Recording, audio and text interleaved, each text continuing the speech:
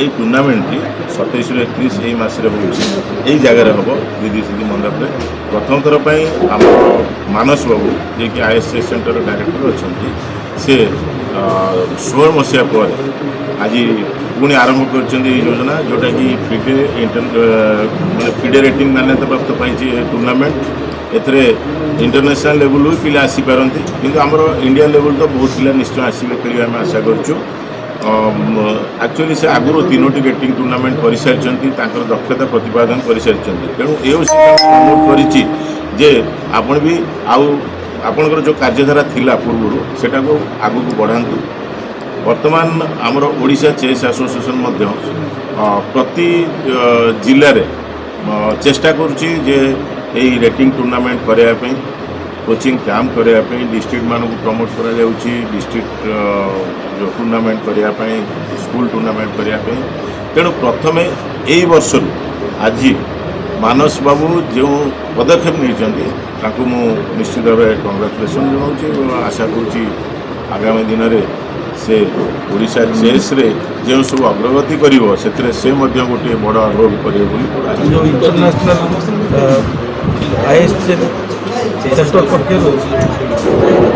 international tournament यह महानदी बिहार होता आम अत्यंत गर्वित एवं अनुभव कर एक जो आयोजक कर धन्यवाद दूँ ये आयोजन कर महानदी बिहार आमर गर्व गौरव को अक्षुण्ण रखिपार यही परिप्रेक्षी आमर ये जो दीदी सिद्धि मंडप कार्यक्रम होगा जाऊँगी 5 जनिया कार्यक्रम होगा जाऊँ तेणु से दीदी सिद्धि कर्तृपक्ष को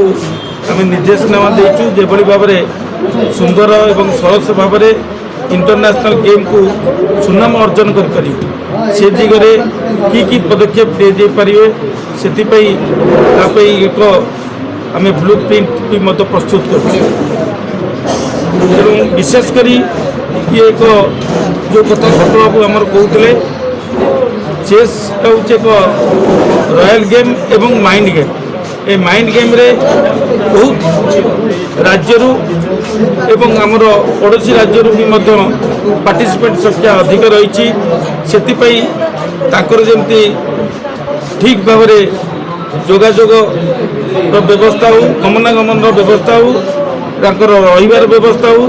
खाद्यपेय व्यवस्था हो ताकू सठिक करने एक प्रस्तुत